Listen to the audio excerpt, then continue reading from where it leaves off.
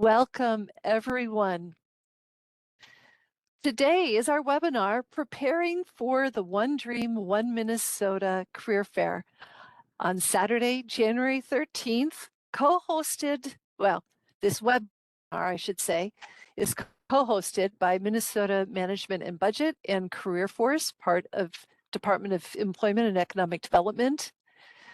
The One Dream, One Minnesota Job Fair, Career Fair, is part of the 38th annual State of Minnesota Martin Luther King Jr. celebration. It will be held downtown St. Paul at the St. Paul Armory on 600 Cedar Street. We will be going over all of the details today about how to find it, where to park. Next slide, please.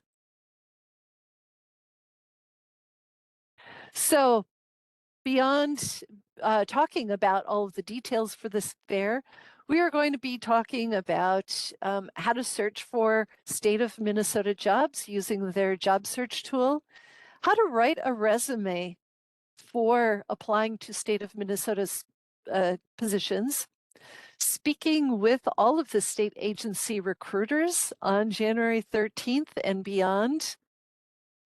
We're going to talk a little bit about Career Force Services and how we can help you in your job search wherever it may take you. And then we will also have time for Q&A. Next. So the goal of today's webinar is really to provide you, the job seeker, with the details to help make you and your attendance at the career fair successful. I've said it. I've already said it, but I'm going to say it again. Put your questions in the chat. My name is Liz Jennings. I work for Career Force, part of the Department of Employment and Economic Development. I'm the host today, so glad to have all of you on this call. Heather Anderson from our Career Force department will be here to talk about Career Force Services. Jackie Van Overbeck of Minnesota Management and Budget will be talking about some of the details of recruiting and getting hired in the state of Minnesota departments. And now I'm going to turn it over to Xiaoji Zhang of Minnesota Management and Budget, who's going to talk about all of the details for the career fair on January 13th.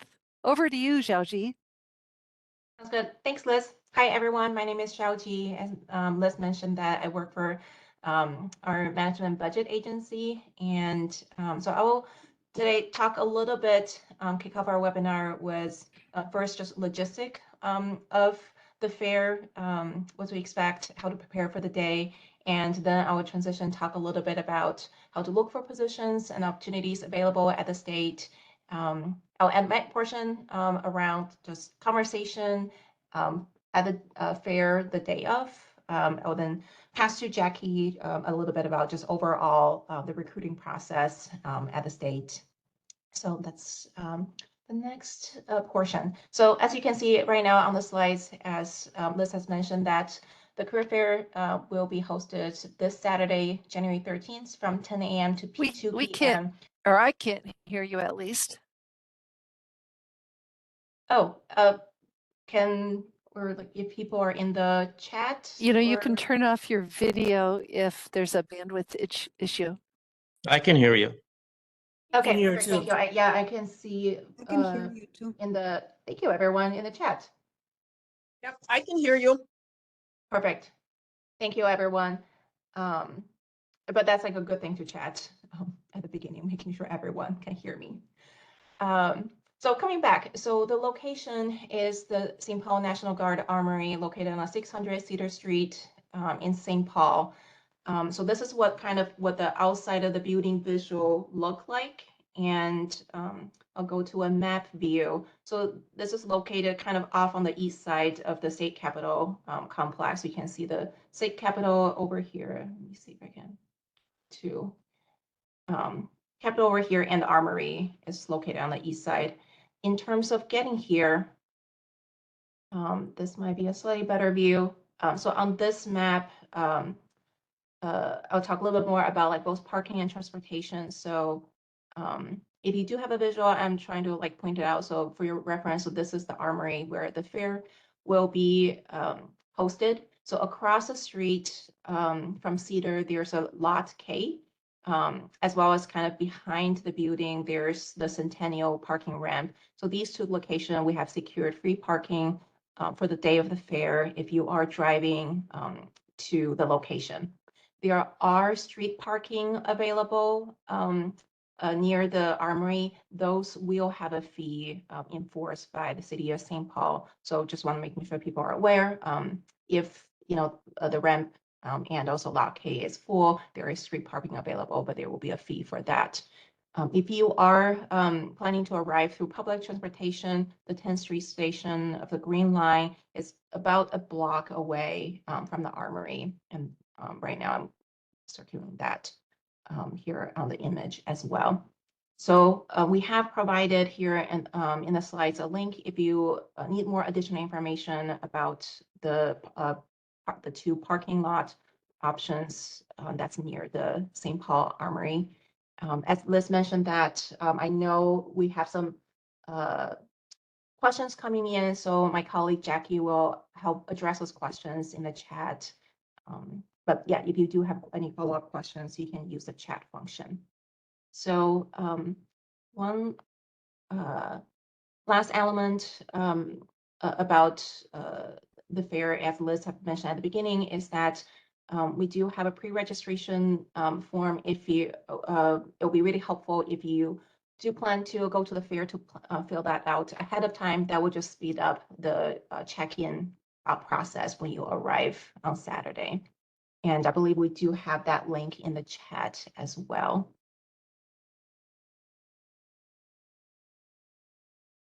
All right, so what to expect the day of the fair. So as of right now, we have over 30 agencies have signed up to have representative on the day of the fair to speak with job candidates about opportunity available at their agencies. So we have a list over here. You can see there's a wide range of agencies represented. And this list of the agency list is available on our career page. The link is at the bottom of the slides, mn.gov/mmb/careers/career-events. So no need to write down the list, but we have that available on the career fair page. So as I mentioned that right now we have over 30 agencies that will be attending for the fair this Saturday. In addition, to be able to speak with state recruiters, we'll also have a couple services offered on the day of the fair.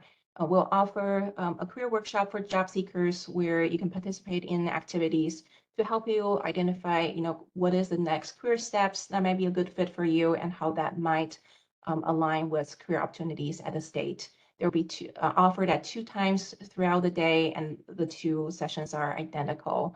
So you can kind of take a look at what time frame works for you. And we'll also have staff from our agency answering any questions about employee benefits working for the state, if you have any questions about that. We also have a team of state agency recruiters who will be on site providing resume feedback. This is something that I really recommend. If you have a resume ready with you, bring a copy with you and get some feedback from our recruiters. 2 additional services that will be available for the job seekers as well. We also have representative from our enterprise employee resources group present in the job seeker service area. So if you just have questions in general about what is it like working for the state, they will be a really good group to speak to other than, like our agency recruiters. Last but not least, we will also have we'll have a table answering any questions in general about how to apply and look for positions at the state. We'll have representative from our partners at Deed from Career Force to also address if you have questions about access their service about how to access their services, about just in general how to support your job search process. So what time are the Grow Your Career workshops at? Yeah, I know I didn't list over here. Jackie, I think when we have, I think I see I have that it in the in chat for you, Xiaoji. Yep, thank I have you. it from 11. Perfect. Perfect. Thank you. So 11 a.m. to 11:45, grow your careers at the state, and 1:15 to 2 p.m., grow your careers at the state. Is there going to be an on-site interview for any open role at the fair? Yes, I will defer that to like Jackie or Tiana. Like, can either of you answer that? Yeah. No problem. Hi, everyone. My name is Tiana Thompson. Sorry, my camera for some reason is not connected right now, but I am the Enterprise Diversity Recruiter and Community Partnership here with MMB as well with the state. And to answer that question, we will have DOT, so the Department of Transportation, will be conducting on-site interviews that day. They will have approximately about five to eight hiring managers ready to take slots for interviews and interview on the spot.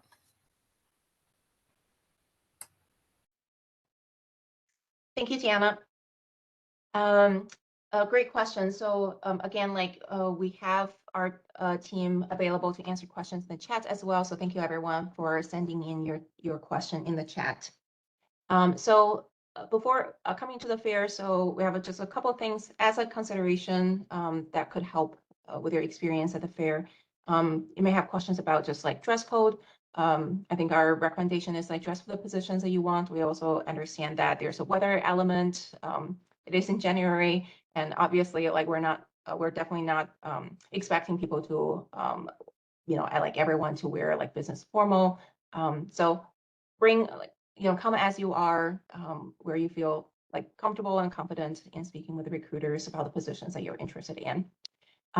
Resumes, so we won't have printing capability on site. So if you're considering dropping off like resumes to the recruiters, or you want to bring a hard copy for the resume review, recommend you to print out a dozen resumes, bring with you. We do, so jumping kind of here a little bit, we will have Wi-Fi, free Wi-Fi on site as well. So if you have a mobile device or a cell phone, if you want to, share your resume that way, that's a capability as well. Notepad and pen, these are just like things that I know, even though I have attended career fairs many of times, sometimes like I still forget information after I speak to like two people. So this is just like personally, I feel like it's helpful for me to write down things, write down people's names, or just certain information after I speak with a recruiter. The notepad could also be helpful if you want to pre-write down any questions you may have with the recruiters, just making sure that those are addressed while you're at the fair. All right, so the next couple slides, I will talk a little bit about just opportunities available at the state and also how do you look for positions in the current openings at the state. So the state of Minnesota is the largest employer, the third largest player in the state of Minnesota. We have over 50,000 employees that support over 100 state agencies, boards, commissions, and state college and university system.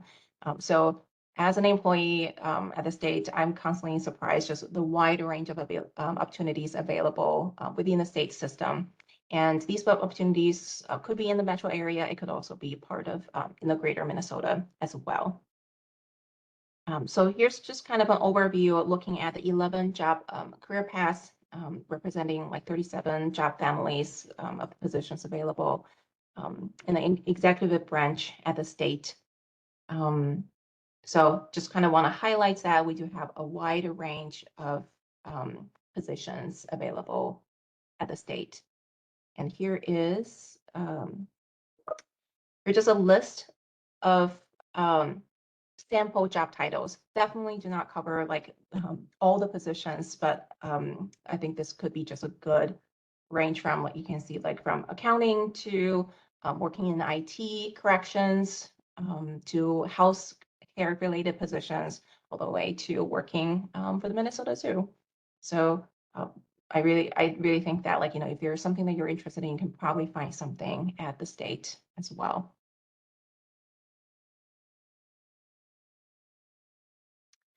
One more plug for employment and working at the state is the employee benefit that you receive as a state employee. There is a wide range of benefits available, including vacation, sick, and paid holiday leaves, health, dental, life insurances, retirement, including a pension plan, employee assistance programs, a variety of wellness program and resources. They also receive professional development opportunities, tuition assistance, depends on the position and agency that they work in, and also flexible work options. Depends on the positions that they're in. So if you have questions about the benefits, again, at the fair in the job seeker services area, we'll have staff being able, very knowledgeable and be able to answer any employee benefit questions. I know I'm seeing like there are chats going on, so thank you just to my team that help address those questions, because as I'm in the presenter view, I can't see all the chats. So if there's a Jackie and Tiana, so if there are needs for me to pause for any particular questions, let me know. So we talked a little bit about just broadly the wide range of opportunities available at the state. So now I will do a quick demonstration about how to actually look for current openings at the state. So a great place to start is our career site. So the link is mn.gov/MNB/careers. I'll ask my team, Jackie or Tiana, if you can put the link in the chat. Oh, I see it. Thank you, Jackie. So if you would like to follow along and kind of take a look at the current openings as I'm doing demonstration, you can copy the link in your browser. Once you click on the link, this current screenshot, you should see something fairly similar to what this page is like. And we'll start by clicking on the Search Open Positions button right in the middle. It should take you to a page that looks similar to the screenshot right now on the screen. So on top, you will see a search bar that says you can search by job title, location, or keyword. My personal preferred way of exploring current opening is by clicking on the View All Jobs option. The reason being, once you go into this view, the View All Job view, then there will be certain features that will help you narrow down your searches. When I transitioned to the position at the state, I realized when I initially searching, the state position sometimes use different keywords or job title that I wasn't familiar with. There's a different wording in the industry I used to work in. So this is just a way that's making sure you're capturing and able to see all the positions that's relevant for your background and experience. The other thing I want to highlight in this page is on the right-hand corner, you will see a link that says New User. So this is another tips or recommendation is creating an account through our state career page. There's a couple benefits. One is that once you find a particular job search filter that fits your need, you can create a customized job search alert. And then every time when a new position being posted that fits your search criteria, you'll get a notification. This was really helpful when I was a job seeker, then I'm making sure that I know all the new positions coming up that's relevant for me. Secondly, the other thing is that as you're exploring positions, maybe you see something that you're interested in, but you don't have time or you're not ready to apply right at that moment. You can favorite the position. And then once you come back to your account, you can find under your My Favorite Jobs and then take time to finish your application. If you do apply for positions within the state career system, once you create an account, this is also where you can track all of your application status. So really, really recommend you create an account in the career site. That's one of the number one thing I recommend whenever I talk with my friends about looking for jobs at the state. All right. So once you click on the View All Job page, it will take you to a page that looks similar to this. This is a screenshot. So right now, this is not reflecting the current number of positions. I think when I saw this morning, we have over 600 positions, open positions right now. But on this page, you will see on the left-hand side, there are 5 filters you can use. That is location, agency, job family, job function, and the date the position was posted. On the right-hand side, then you will see a list of the positions. So a tip here is that, as I mentioned before, sometimes the keyword may narrow your search too much.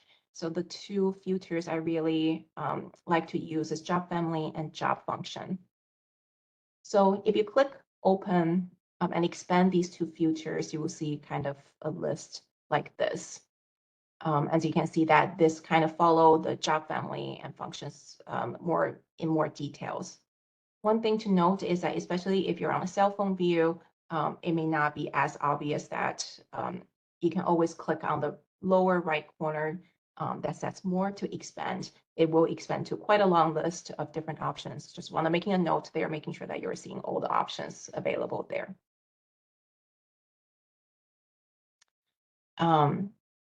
Once you use like all the filters that seems fitting, like could also be location as well. If you find a certain like filter combination that really works for you, then you can use the right-hand side. There's a link over here that says Save Search. Once you click on that, it will ask for your email address, and this is how you create a custom job alert. And then every time when a new position that meets this criteria that's being sent, that's being posted, you will get an email notification from the system. I think one last thing I want to mention over here about using the job family and job function, instead of just relying on maybe searching using an agency, is that, let's say, for example, if you're an accounting professional, you might think that, oh, like Department of Revenue, could be the place that I look for a position. Absolutely, like Department of Revenue would definitely have accounting related positions, but so could be most of the other agencies. They may have internal accounting positions. So this is the benefits of searching using the job family and job function filter, so that you're not missing any positions.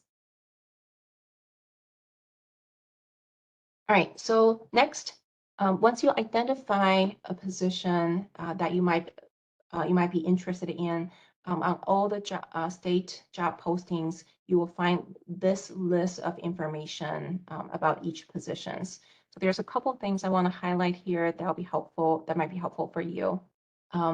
One is just making sure important note of the closing date. Otherwise, you will miss the application. This is important date too, like one of the first important information to take notice. The other thing you will find will be the salary range. As a candidate, when I was applying for position, I really appreciate the transparency when I applying for state positions, just to know the salary range and know, kind of what's the parameter I can negotiate for a particular position that I am applying for. Another area that we're getting more question or interest about is telework or, like flexible work, remote work availability. So this could be, you could find information about that under this category that's called telework eligible. And you will usually see it says like, yes, if there is flexibility that for telework. Some job positions will indicate specific schedule for a position. Maybe it will say 3 days expected on site and 2 days working remotely. And some position may not indicate that. In that case, you may want to contact the recruiter contact if this is something that's important to you, just to get the further detailed information about what is the specific telework plan for that position.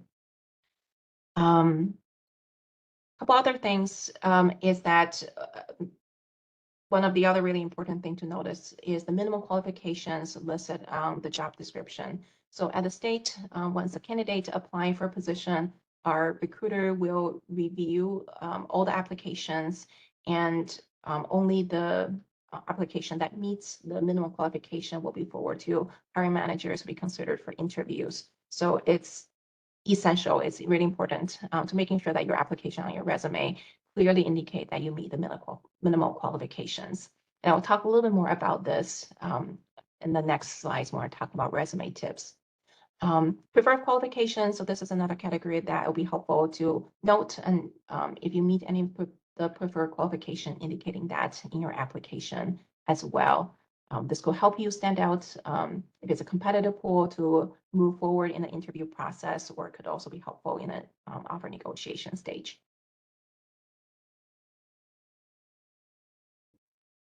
All right, so resume tips. If you do find a position that's you're interested in and you're preparing for your resume, here's a couple things specific to applying for positions at the state. As I mentioned before, that all applications need to meet minimal qualifications before they move on to be considered for interview. So what does this mean on your resume is that, for example, if a position says it requires minimal qualification, it requires 2 years of relevant experience. When you list date in your experience section, you want to making sure that at the minimum, including months and year. At the state, recruiters are trained to assume minimum amount of time listed on the resume. So if you only list 2020 to 2021, a recruiter could assume that means only one day. That's December 31st to January 1st. So you want to be very specific about including at least months and year. And if your experience, could be like really close to the minimum qualification, I will consider listing the day as well. So making sure that when recruiters are doing the calculation, it's very clear that you meet the minimum qualifications. The other thing related to meeting the minimum qualification is that on your resume, typically we see work experience, but some other categories that you might consider adding or including in your resume to help you meet the minimum qualification could be a skill section, an accomplishment, volunteer experience or organizational membership that demonstrate professional experience, your education experience, or like any license and certificates. So if any of these is listed under the minimum qualifications, you want making sure that this is clearly clearly communicated on your resume. Which leads to my next point about formatting tips. At the state, all the applications are reviewed by our recruiters, by humans. So there's no softwares, there's no scanning with a keyword. So as you're considering formatting for your resume, making sure that the content, especially related to minimum qualification, is easily identifiable by a recruiter. Readability will be really helpful. And last but not least, this is you probably hear this for a lot of the resume is tips is just proofread. I know, like, at least for me, like writing a resume after editing by myself for a while, like I kind of like everything just looked the same. So it's always helpful to get a second set of eyes to just catch if there's any typos that I missed.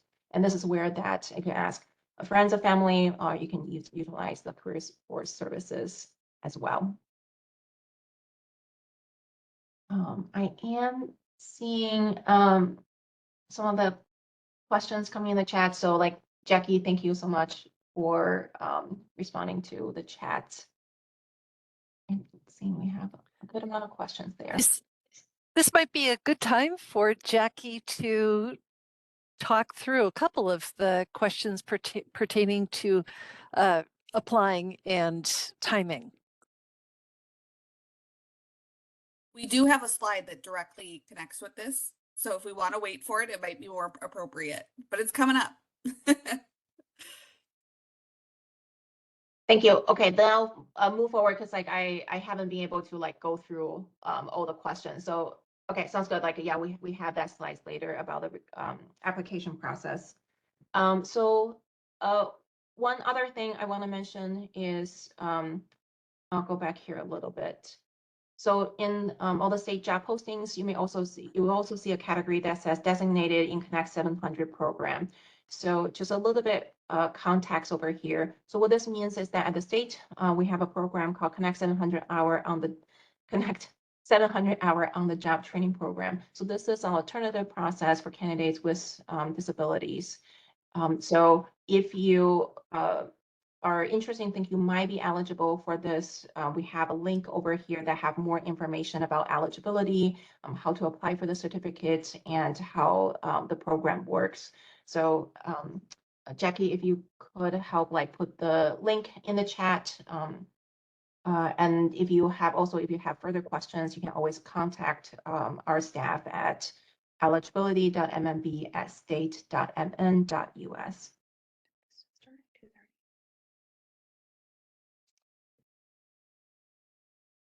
All right. So, so we talked a little bit in the past couple slides about broadly the type of opportunity available at the state and how you can find current openings and opportunities. That could be a really good prep activity before the fair, just to get a sense that, you know, we do have like 30 agency available there. So if you're able to find a couple positions to say, oh, I'm definitely interested in these openings, they kind of help you prioritize who you might want to speak to first, just making sure that you have the opportunity to talk to a particular relevant or interested agency representative. So a couple things about like navigating when you arrive at the fair on Saturday.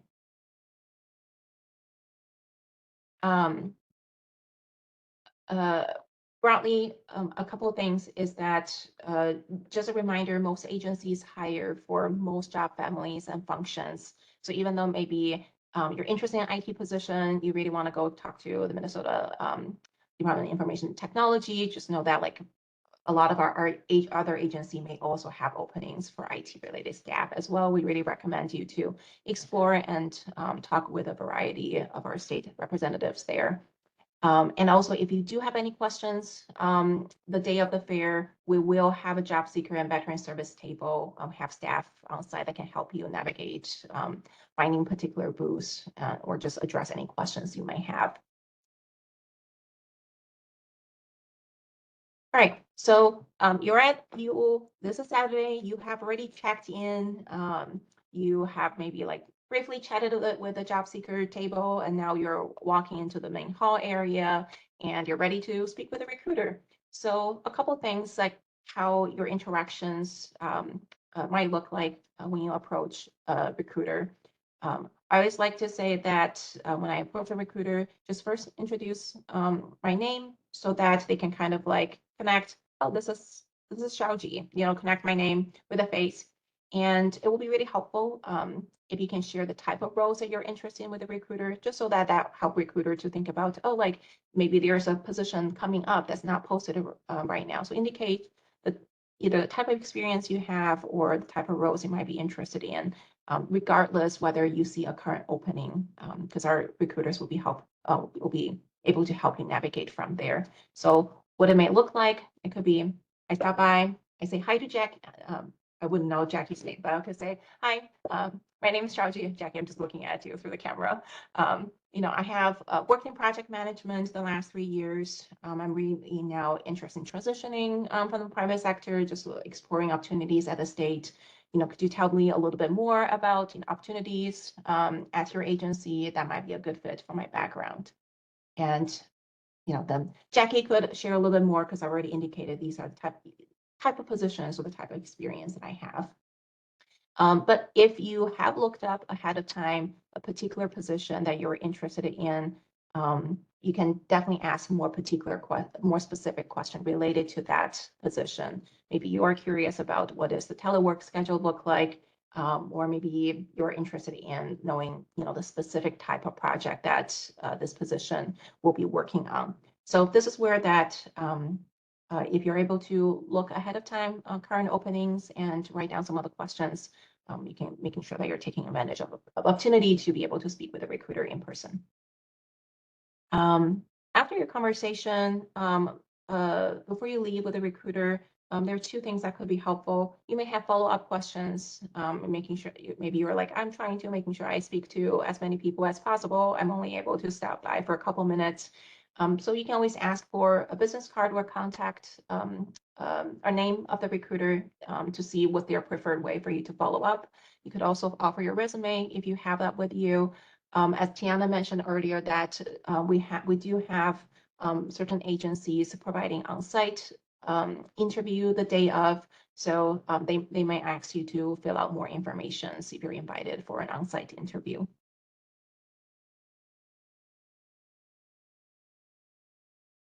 All right, so I am now gonna turn to Jackie. That after the career fair, we hope that you are able to have some wonderful conversation with our recruiters. Maybe you have identified more than one opportunities that you're really excited to apply for. And Jackie would talk a little bit about what the next step and kind of the application and recruitment process look like as the state. Jackie, Yeah. pass on to you. Thank you, Xiaoji. So yes, questions about the hiring process and how it works and how long it takes and what are some tips and tricks you can use to navigate it are probably one of the most common things I get asked as a recruiter. So I'm glad to have a few minutes with you guys. And this is kind of where I'm going to carve out some answers to those questions that I skipped in the chat. I didn't skip them. I just copy and pasted them here and I have them on a notepad ready to go here. So let's say you find a position that you really love and you apply for it. What's next?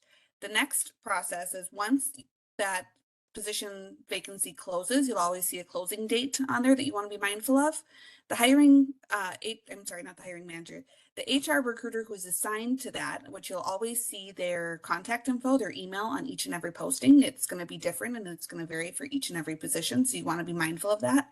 My best practice and tip for you guys is when you apply for a position that you like, save that job posting to your hard drive or email it to yourself, no matter what it is, because once it closes, it goes away and you might have questions and you might want to reach out later. But once that position closes, the HR recruiter is going to go through and personally look at each and every application and resume. So they're actually going to look at it with their own human eyes, not an AI software.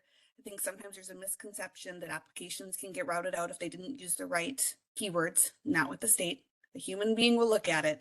And what they're going to do is they're going to compare your resume to the minimum qualifications on that job posting. Anybody who meets those minimum qualifications are going to get put into a batch and routed to the hiring manager. So then the next step would be the interview process. Those that have met those minimum qualifications that have been routed will actually be reviewed by the hiring manager, who will then take a consistent formula across all of those that have been matched to decide which candidates they choose to interview. So let's, for easy numbers sake, let's say there were 100 applications for one position.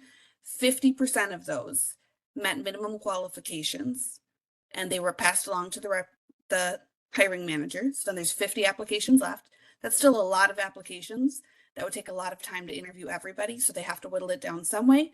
They might look at those preferred qualifications, but nonetheless, they have to be consistent across each and every one. So if they choose to move somebody along because they like one part of their resume, they have to be consistent and they have to let everybody else move forward because of that same reason.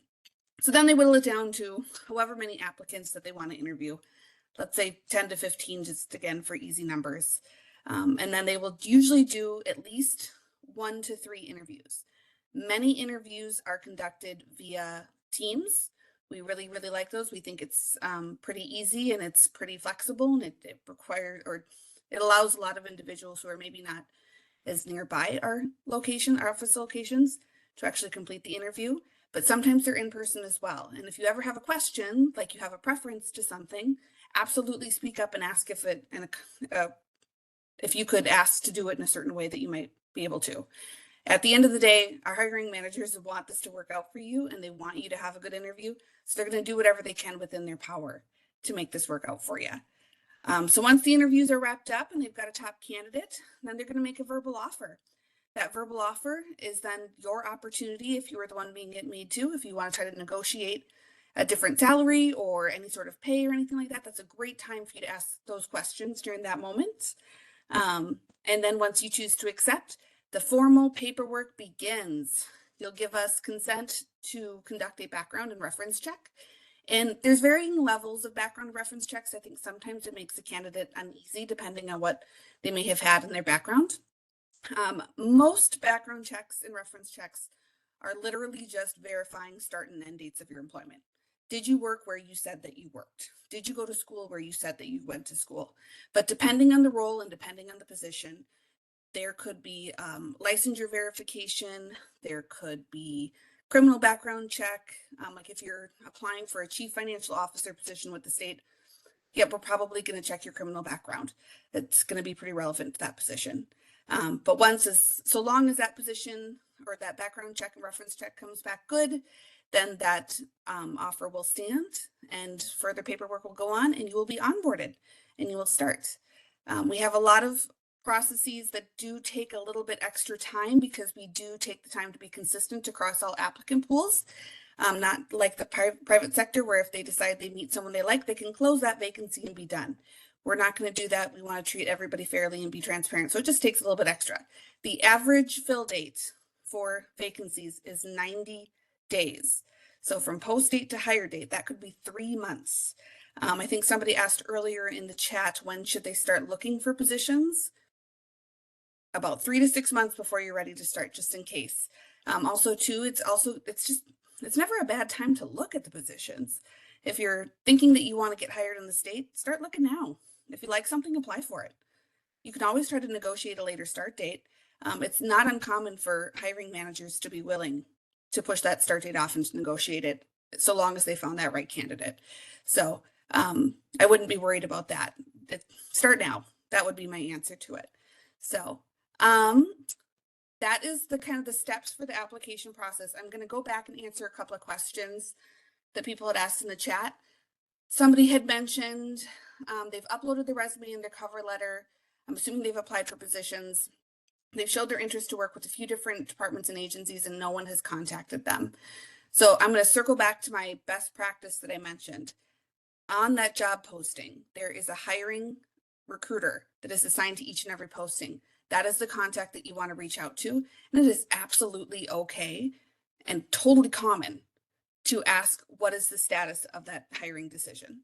Sometimes things come up and it just takes a little bit longer. Sometimes they're just in the process of interviewing, but they started with the targeted group and they haven't contacted anybody else. It's not ideal, but certainly you deserve an answer.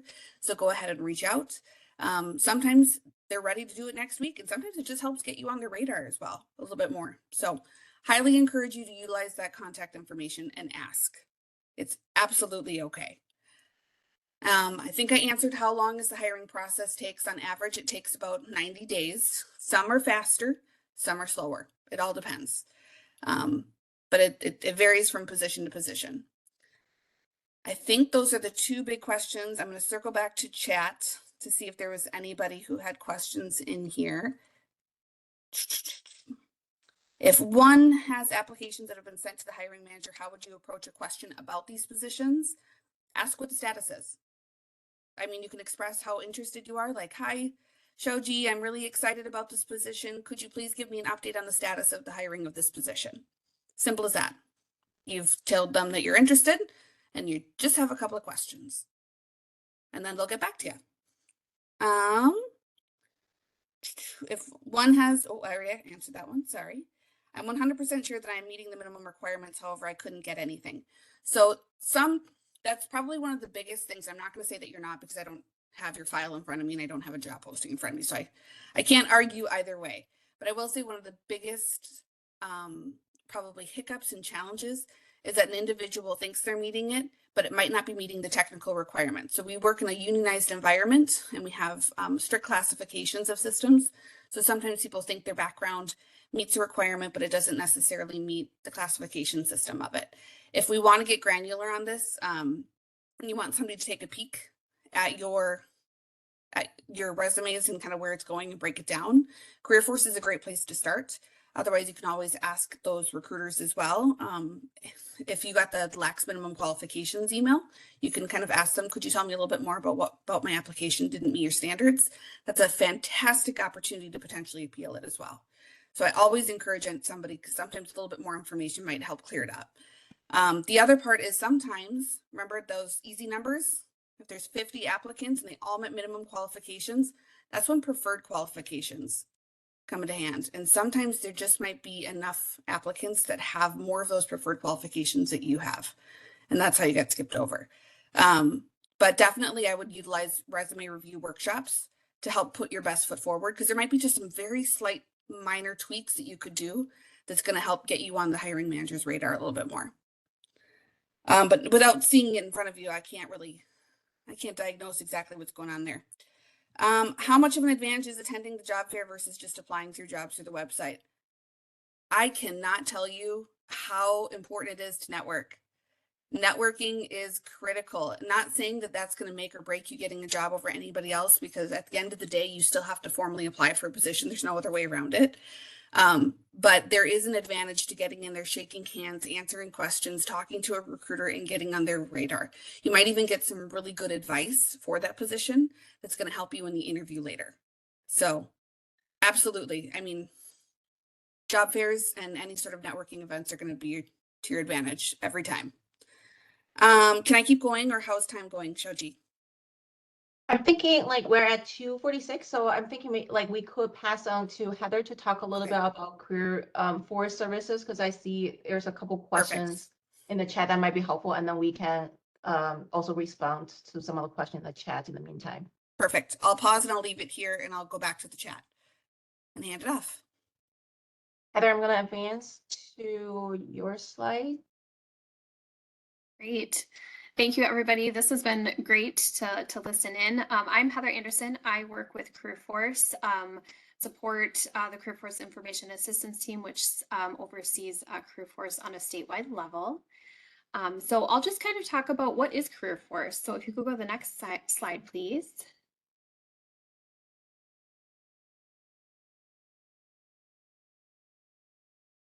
Thank you. So what is CareerForce? CareerForce is Minnesota's career development and talent matching resource dedicated to success. We guide people towards rewarding careers, connecting individuals to opportunities. We provide valuable workforce development connections and resources for employers as well. We help career seekers, employers, and Minnesota communities thrive. Next slide, please. So CareerForce Services, CareerForce currently has 55 locations across the state of Minnesota. We provide in-person services at those locations. Most locations also provide virtual services, over the phone services. We have a CareerForce information and assistance team that provides immediate assistance over the phone or virtually.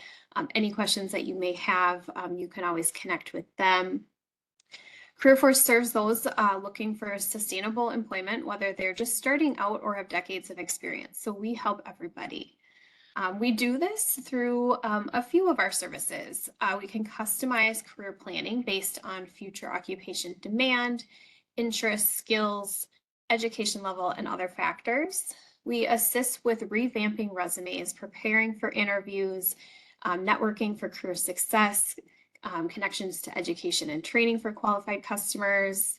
We offer job search strategy development, workshops, and one-on-one assistance.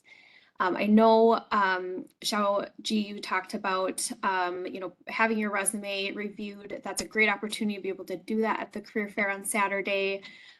If you want your resume reviewed beforehand, CareerForce would be happy to assist with that. You can connect with your local CareerForce location. You could also call that, that number on the slide, 651-259-7500. Talk to them about getting your resume reviewed. My biggest takeaway when you're applying for the state positions, just make sure that you are letting the individual know that you are applying for a state position when they're reviewing your resume. If you're planning on applying for state positions and positions in the public sector, I highly recommend connecting to a CareerForce location or a representative. You're going to want 2 different resumes for that. So I saw a couple questions, right, about how far back should you go on your resume. What somebody tells you at a CareerForce location for a different position in the public sector is going to be different than what we would tell you to do on a resume that you're applying for a state position. I know we also mentioned bringing a copy of those resumes, a couple of them, right? Maybe a dozen to the career fair on Saturday. If you are not able to print any resumes, whether you don't have a printer, at home, you can always go to a CareerForce location. There's 55 across the state of Minnesota, and you can print those for free. So you can find your local CareerForce. I think Liz Jennings put that link in the chat, careerforcemn.com. You can find a local CareerForce location near you, or you can always call that CareerForce Information and Assistance Team, 651-259-7500. 7500. They'd be happy to get that location to you as well. I think that's all I have. If you have any questions about CareerForce and you want to utilize their services, please give us a call, connect with us. We'd be happy to help you. And I will be there on Saturday, so I look forward to seeing you all on Saturday.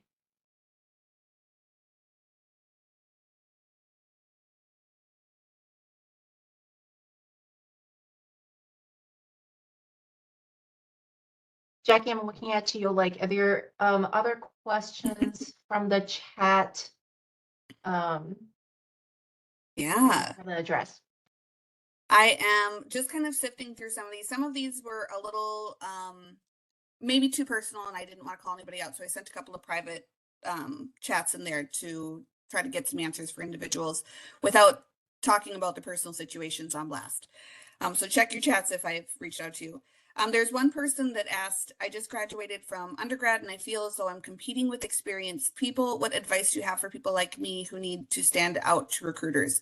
That is such a common question. And I think it's not even, that applies to anybody who's in the workforce, right? Like we're always worried about that one person who's got more experience and a leg up on us, and how do we compete with it? You've got a few different options of what you can do. Number one, if you don't have a ton of work experience, utilize any sort of work projects that you did, internships, student worker opportunities while you're in school. If you have any transferable skills, maybe from part-time jobs that aren't necessarily in your field, but they certainly apply to the position. Like maybe it's customer service, maybe it's record keeping, administrative support, maybe it's facilitating meeting, training, lead work, whatever it may possibly be. Absolutely utilize it. And there is an art form to presenting transferable skills. I think that's where you want to utilize some resume review services, possibly by CareerForce, at any point in time to try to do that. But don't count yourself out. I think the moment you start having doubt about yourself is the moment you eliminate yourself from that applicant pool. Sometimes you don't even apply at all. You think it's not worth it. You never know what's going to go. Every time anytime that somebody wants to apply to a position, it's not always going to be the person with the most experience in the years. Sometimes the position is best for somebody else, and there's a different quality or different part of that position that they're looking for. It could be insight, it could be lived life experiences. It all depends, and that may be what gets you that job. So I would still go for it. I would still utilize networking heavily, the best you possibly can, but I would look at transferable skills or other projects that you've done. That's my quick and easy answer without knowing any more information. How far back in the year should I post jobs and experience on resumes? I would go as far back as your work experience is relevant to the position that you're applying for. If it's not relevant and there's no transferable skills, or you have more than enough in there, you probably don't have to add it. The one good news about this is I think the difference between private and public sector is that in the private sector, many times you hear 1-page resume, cap it off, don't go beyond that page number. In the state, we will, if you put it on a resume, we're going to look at it, and it could possibly help you with compensation as well. So if it's relevant, add it. Go as far back as you need to. Are there HR coordinators listed on job postings open to or able to provide feedback on resumes when a candidate is deemed to not meet minimum requirements? Absolutely ask. They're not required to, they're required to give you an answer if you ask, but they're not required to go as far beyond as coaching. That would be if they have the time and the ability to, they absolutely will. So absolutely ask for it. But if you did not meet minimum qualifications and you get that email, absolutely ask. They've got to give you some sort of feedback, and you are entitled to that. What is needed for an appeal process? That's a tough question to answer just because it varies. Usually you just say, hey, I noticed I didn't meet minimum qualifications. I really feel I did. Can you explain more? They'll give you a little bit more of a clue to what they were looking for that you didn't have clearly stated, or somehow they missed it. And that is your process to respond to that. So it could be just providing more information about the duties that you performed at the specific job.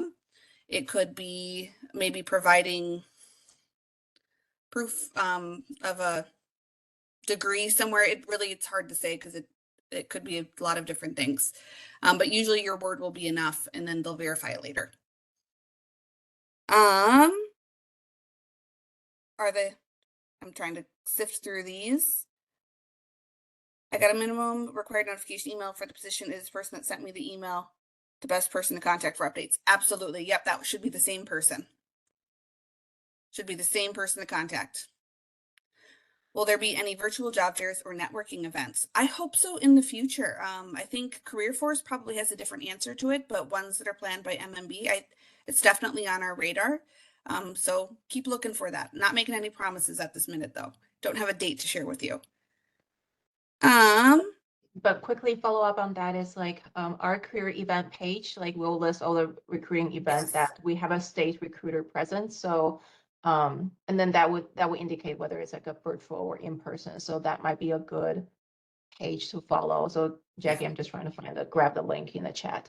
And the Career Force events calendar as well, which I don't know, Liz, if you've got that handy, if you want to put that out there. You guys have even more beyond just the state available. Yes, I've put the job fair calendar link in the chat, and it is a statewide link, and for-profit private employers also put their hiring events in there. Not that I'm trying to steer you towards those guys. Stick with the state. Of course not. I was wondering if I might be able to connect. Oh, that was private. Sorry, skipping that one. All right. I think I've got more questions. I've got some private answers here I'm sifting through. I won't be able to make it. Are there any other ways for us to connect directly with these employers to get our face in front of them aside from LinkedIn?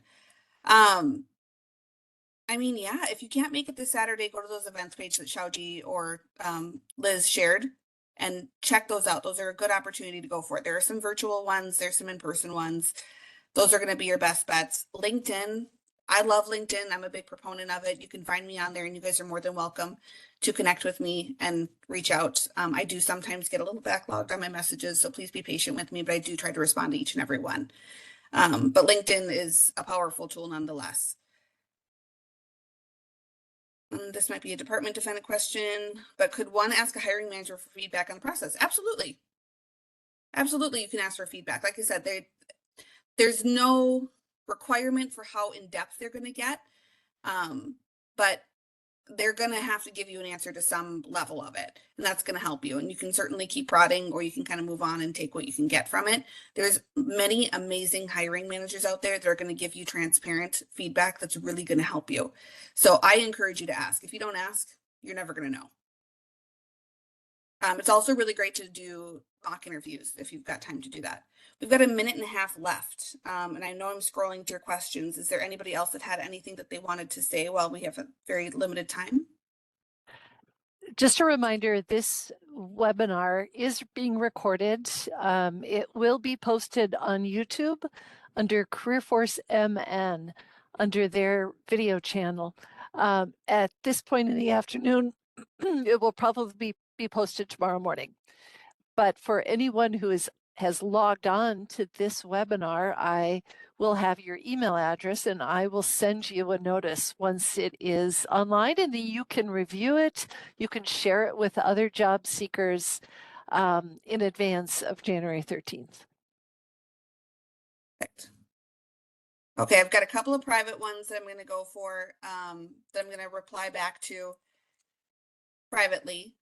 Thank you to the one person that gave me their email address. I think that's where our conversation is going to go, because I'm not confident the chat's going to keep staying open. If that other individual wouldn't mind sending me privately their email, we can continue this conversation privately. But yeah, are there any other big questions? How many Minnesota Career Fairs do we have a year? This is I shouldn't say it's our first one because we've done them in the past, but it's our first one since the pandemic. So we're hopeful to do more of them. We're keeping it somewhat simple here, and we're going to move forward. So if you like what you see or you have any good feedback, please feel free to reach out and let us know, especially at the fair. And then especially if you like them, then let us know what you need from it. And we're here to meet that demand. It may not happen tomorrow. It usually takes time to plan these type of events, but we're happy to do them. At the end of the day, we've got over 600 vacancies as of this morning. So we need you guys to fill many of our positions. So whatever works. And as we close too, I want to put a plug in for all of the MLK Junior Day activities all weekend. I've put the link in the, at least one link, into the chat. There are multiple points on the mn.gov page where it's linked in different ways, but they're fantastic, fantastic opportunities to celebrate Martin Luther King Jr.'s legacy. So I thank Jackie Van Overbeck, Xiaoji Zhang, Heather Anderson for all of the information presented. Please, job seeker, be sure to pre-register before you get there on January 13th and reach out to any of us when you have questions. So take care and have a good afternoon. See you Saturday.